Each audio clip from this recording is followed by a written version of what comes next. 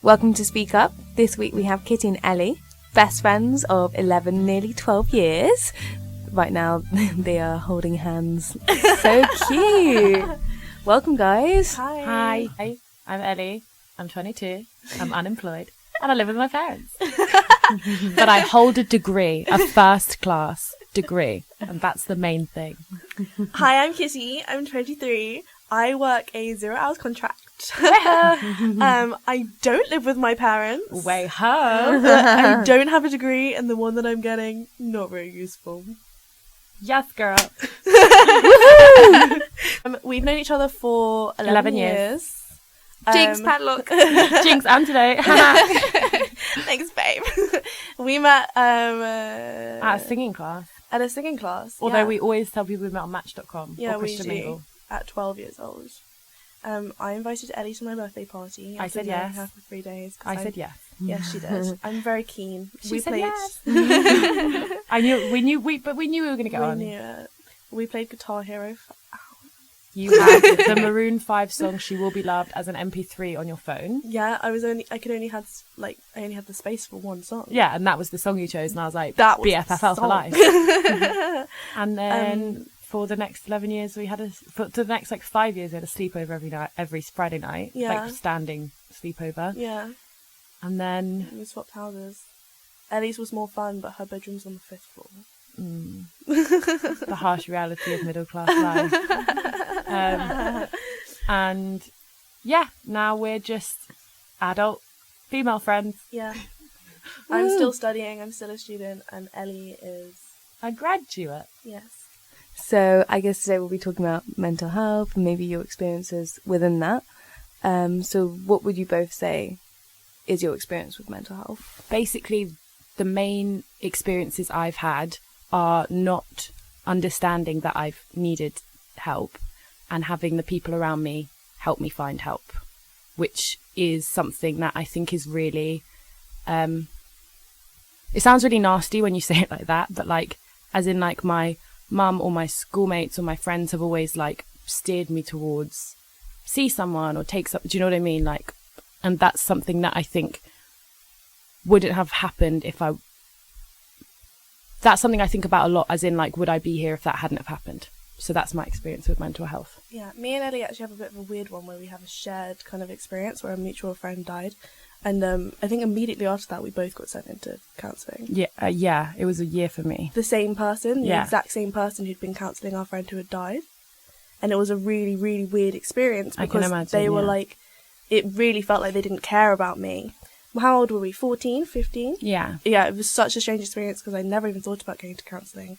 I remember thinking that it was quite cool because we were watching a lot of Skins at the time. Yeah, and we were wow, mental health is really therapy. Sexy. I feel like that happened. Yeah, but it was a really horrible experience because I remember being in there and they didn't even really try to hide the fact that they were just kind of trying to clear up the mess they'd made. Yeah. By oh, we couldn't save her, but we'll save one of her friends. I should be clear, we lost our friend to clinical depression. Yeah. She chose to end her own life, which was really confusing as a 14-year-old, but and also I think what's weird as well is we didn't talk about it at the time very much at all. No, I still can't talk about it. Yeah.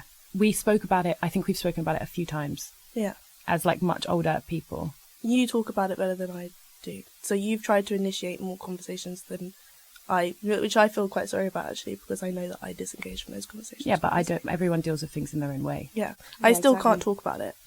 When I was doing counselling here at SOAS, I had more than the recommended sessions they give you because of general reasons, and never even thought to bring it out.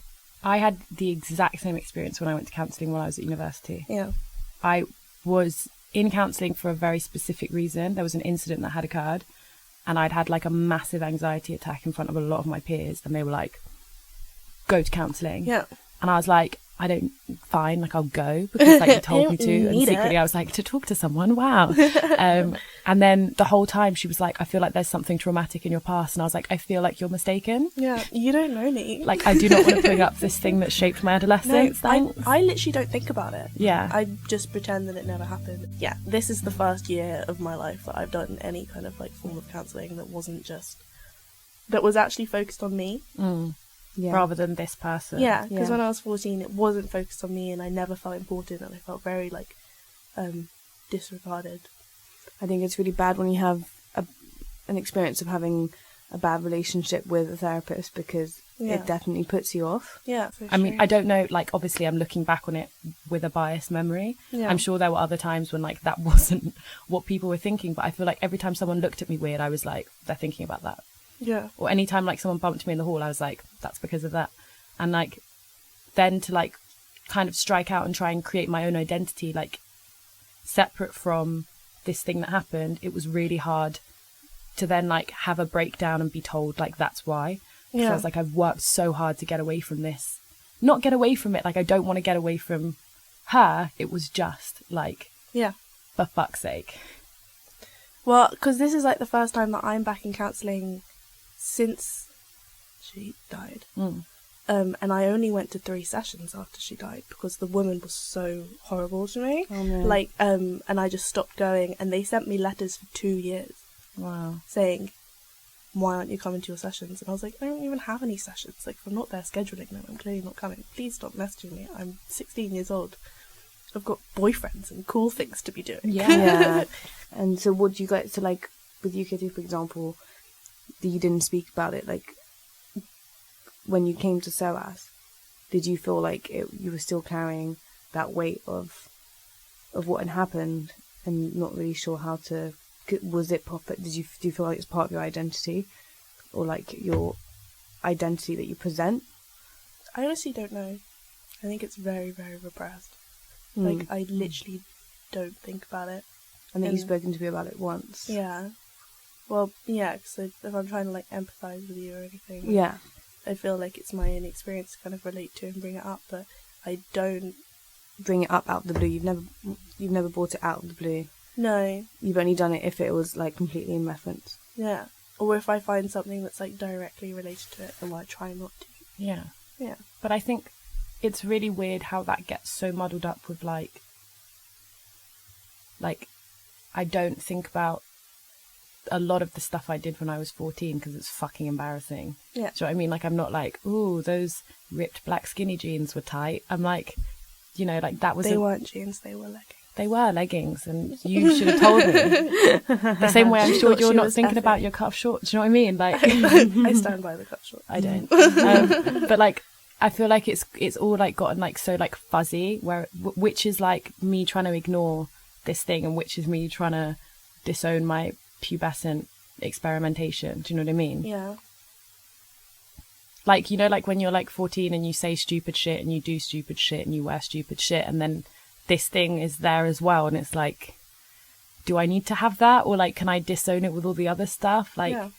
And I remember when I went to counselling at uni, because of, like, just, like, like, long-term anxiety problems, one of the things that really, like, fucked with my head was my counsellor asked me to, like, kind of just recount some other stuff around the time of her death, and also obviously because my grandma died. What you were doing? No, I physically, and so my grandma had died 6 months before, which meant my mum was really absent at that time as well, because that had really fucked with her. And I cannot remember that year. I can't remember being in school. I can't remember my lessons. I can't remember.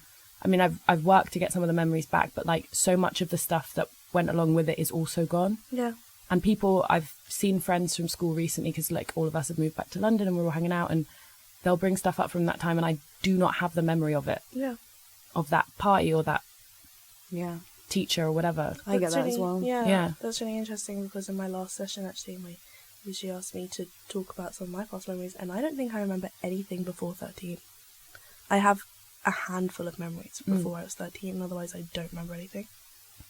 Literally, like, even when I did that, had to take that month out of school, I remember one moment from that whole month, and that's it.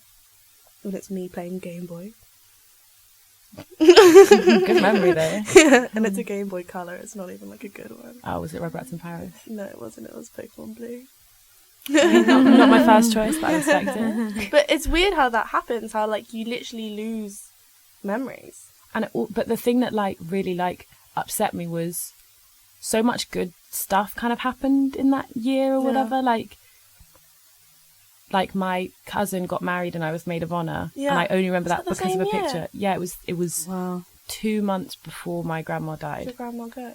No, she couldn't make it she couldn't do the journey to Egypt, but I cannot remember that wedding. And I'm like, obviously, like it's kind of good that I protected myself from like such horrible memories of like long-term illnesses, and seeing my mum that upset was really weird. But like also I can't remember, like probably one of the funnest days I've ever had was like, because like Egyptian weddings are great, but also she married a German guy, so like watching Egyptian people grapple with that cuisine could have like that should have been such a great memory, but like it's not there. Do you know what I mean? So you know how you were saying like you don't bring it up in conversation, you don't talk to people about it. Obviously we have a massive taboo in this country about mental health, and so like for a really long time saying like, people would be like, why are you leaving school early? And I'd be like, counselling. And they'd be like, ugh, my balls just flew inside my body. But like also I think there's something really specific that happened. Like I remember like, because I played cello when I was younger, and my cello teacher, I was late to a lesson and she said, why are you late? And I said I was talking to the police, and she was like, oh, wanted criminal are you? And I was like, no, I was giving a statement because my best friend killed herself. And she was like,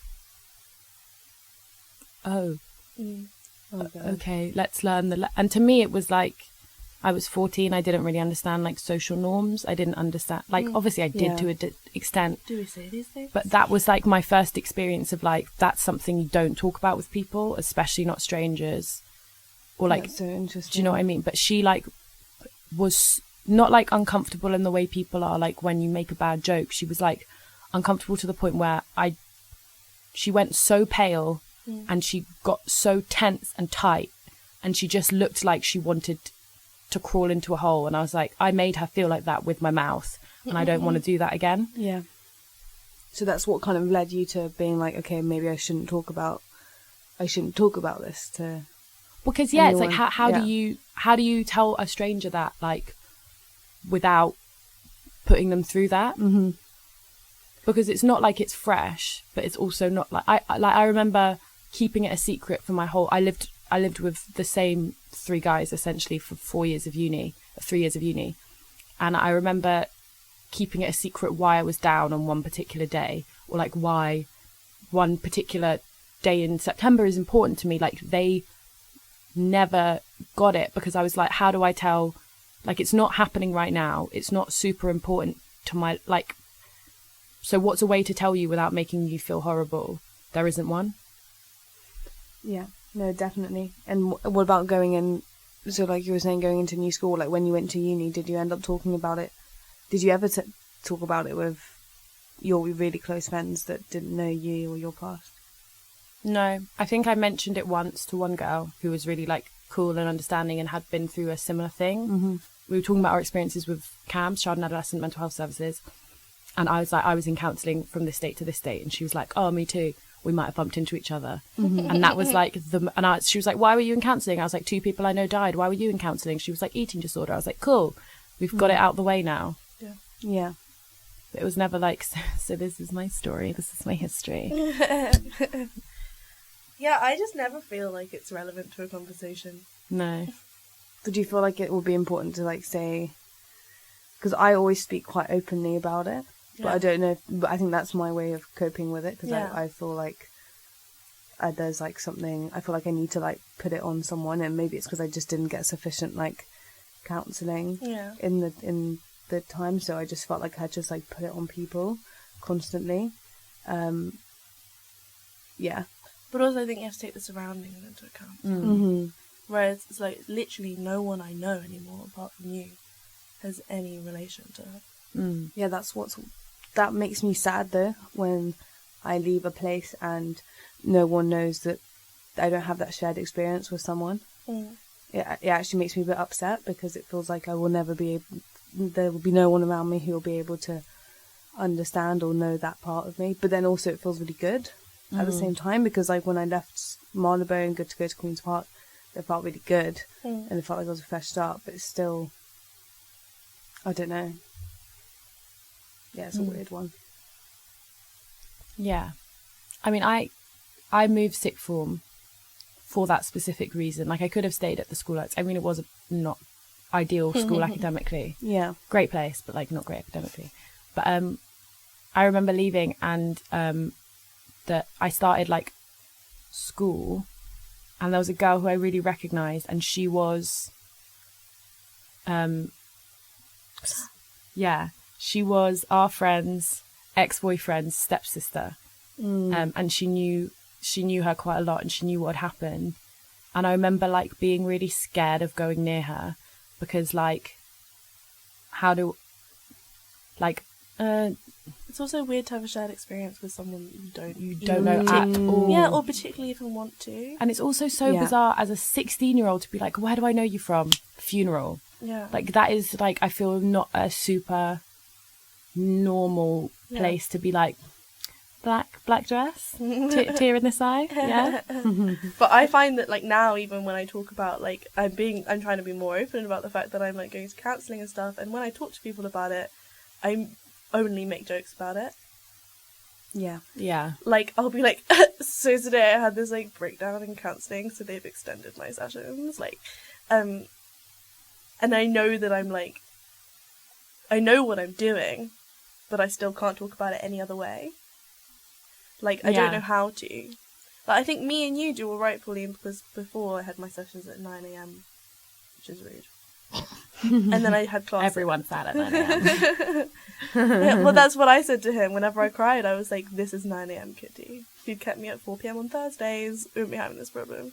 But I didn't have class till 11, so between 10 and 11 on a Tuesday morning was Pauline comes out of the library, comforts me while I cry, and then we go and sit outside for like 40 minutes. Yeah. Right? It was Basically. for like 5 weeks. That was just the routine. And so like, I think that's probably the most open I've been about it, because I'll like actually talk to you about what's like happened and like why I'm upset, and like any other time I talk about it, I take the piss out of it like it's a joke. Yeah. And I don't know how, like, even outside of those moments when I talk to you about it, I'm not that serious about it. And in opposite to that, because I did completely the opposite, and I even got a bit annoyed Kitty, like, irrationally, couple months ago. Yeah. Because I was like, why haven't you asked me if I'm okay about my friend? This was like completely not fair to do. But then I just, like, I can't ask for that from someone. But it was like, it made me realise a lot about, like, I just needed to speak to someone. But and then I went and got counselling. But yeah, as we well. also have such opposite experiences that I, because of where I'm coming from, did not think to ask you about it, because I've never wanted to talk exactly. about it. So you wouldn't think that I would want to talk No. about it, but then I think that everyone wants to talk about everything because that's just my nature. Yeah. But that made me realise it that day. And I also done the same thing to my brother, where I said, why don't you speak to me about it? And he's like, how do you want me to speak about it? Like, how should I bring this up? Exactly. Like, so Pauline, how are you feeling about yeah, exactly. It's just, see, I can't even say it. I was gonna go for like a whole spiel there, and I just couldn't get the words like dead friend out of my mouth. Yeah.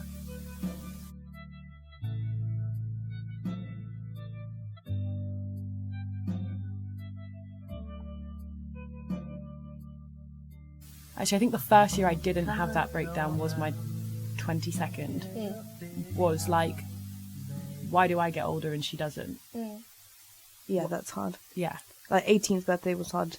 Yeah. Because it was like, okay, we're all adults now. And then you're not in that adolescent stage anymore, and that's, I think that was tough. I mean, everyone has different things that trigger them. Yeah, but I think I literally just really don't think about it.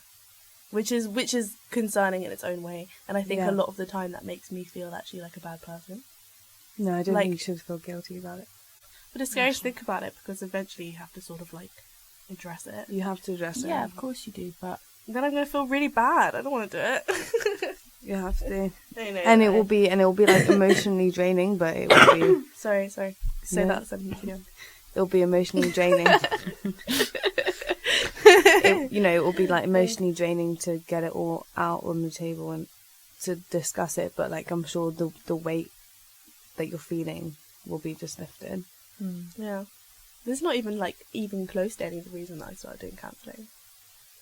It was like literally something I didn't think about until my mum told me to say it. Like, I went because I was, like, constantly anxious and, like, you know, having very low moods, and, like,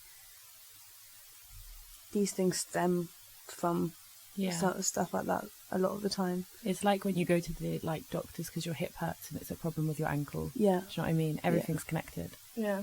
It is. Especially anxiety is manifests just from other times of feeling bad or things coming back to the surface when you don't want them to, so just suppressing it. Yeah. Control. I feel like you guys are therapying me. Sorry. We are not licensed therapists.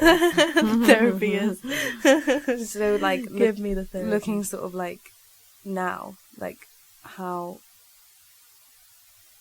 do you see yourselves like coping with it sort of in the future, or like going, you know, we're all young women going in to be like professional young women, about to finish uni.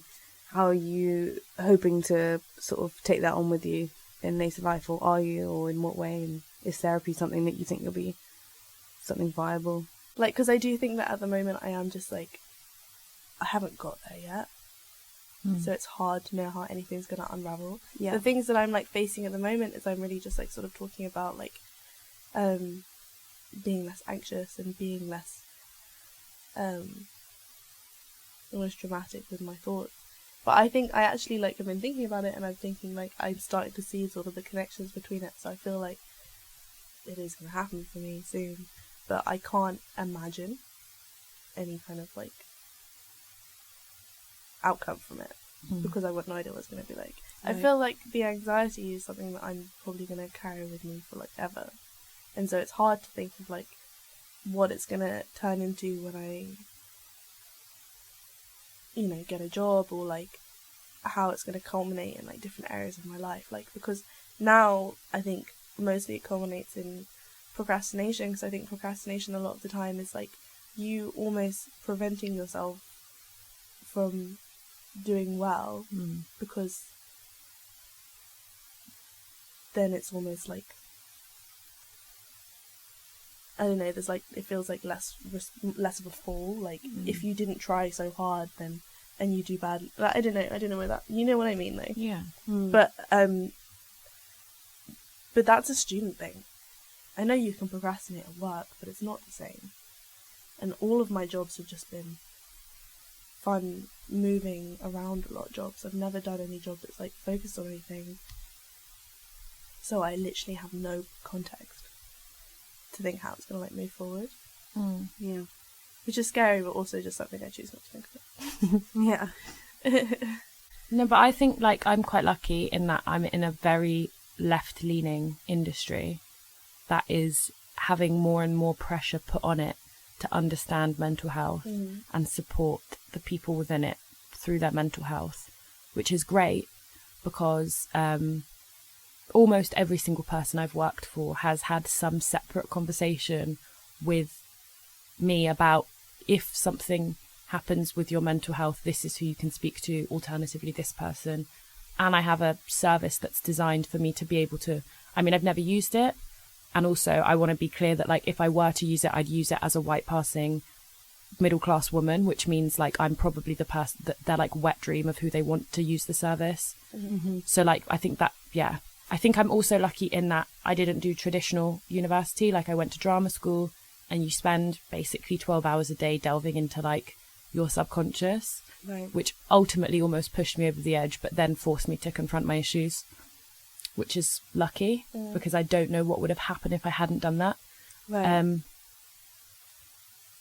But yeah, I think I agree with Kit, like anxiety is something that I think I'm always going to have, which is something that I really struggled to come to terms with. Because I was like, I want to be the like easy breezy girl who just like goes So with the do flow. I. But really I'm like, guys, we need to leave 15 minutes before we need to leave, because otherwise like what something happens on the Wait, train. what star sign are you? You're both Virgos. Virgos, yeah, yeah, makes sense. obviously. Yeah. Yeah, I was gonna, no, I'm so like that as well. And I just think I've always wanted to be like the really chilled, like spontaneous. Yeah. girl, And I thought but like she's if I not. went into counselling, like I'll become that person. Like I'll be like, fuck yeah, we're going out tonight. Like we didn't plan to, but what does it matter? I don't need to shower. Yeah, no, But, yeah. literally, it's hard because I think the way people define anxiety now, like so many people have different ways of saying like what it is, but I think that sort of like stress sort of symptoms is always something I'll have as well. But then it manifests for different people in different ways as well. Like, so I get social anxiety a lot. Sometimes I don't at all. Yeah. It completely depends. It's weird. Yeah. And it's also like, like tracking it is really weird as well. That's something I had to do for the first time in counselling, was like, I used to get these moments of like just unbelievable panic. And like sometimes I would have a panic attack or anxiety attack, and sometimes it would just be 10 minutes of sweating and being like, am I going to die? Am I not? Like a fight or flight situation. Whoa. And like the more I like tracked it, the more I was like, oh, I'm really not taking care of myself. And like if I drink 6 cups of coffee in the morning and smoke 20 cigarettes before noon, like I'm probably going to get one of those by the end of the day. Yeah. And like obviously in an ideal world, like in my 20s I could do that, but that's not a thing that happens like when you have like a predisposed brain chemistry. So sometimes you just need to be like, I'll have a tea, please. Like as horrible as it feels to not be able to do whatever you want, sometimes You've got to put a strain on it. If you get used to an aspect of your anxiety and then new ones come, you don't know how to deal with them. Like, for instance, last term, I became really, really socially anxious, and that affected our friendship a lot. And it was just that I just couldn't, I would freak out about having to leave the house alone. And it was just a thing that I went travelling for 7 months by myself, and then suddenly I couldn't leave the house. Like, it was such a weird culmination. It's horrible when that kind of thing happens, when you've labeled yourself as like someone who's independent, because I've done this as well, and like you walk around and you're proud of that and you think this is great, like I'm such an independent woman and I went traveling alone and like, you know, I can do this on my own. I went to a gallery on my own, and then suddenly you just get a couple months of just complete like, I do not want to go home right now, because if I go home right now I'm going to be alone. I'm going to stay here as long as I can because I'm around people, or like, oh, I'm going to go straight to my parents tonight because I don't want to.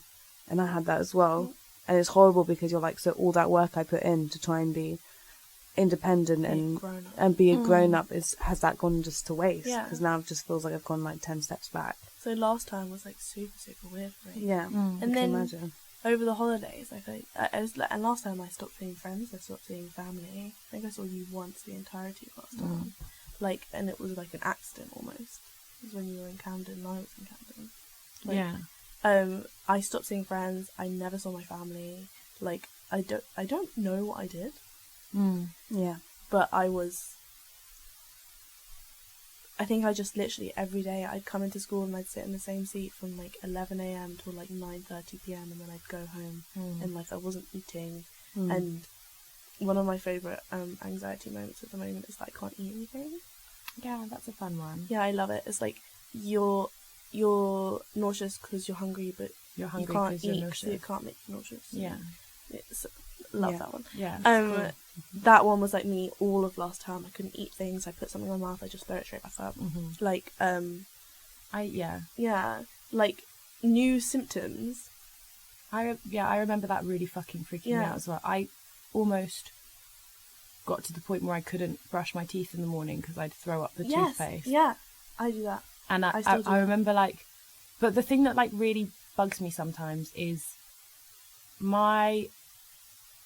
I'd never heard a mental health narrative, I guess, that wasn't straight linear. Like, you get I got one help, thing, this is it. But also like I got help, I got better. And I remember like that time when I was at probably the most, I don't want to say like not functioning, because I was still like going to school and stuff, but like my quality of life was very low.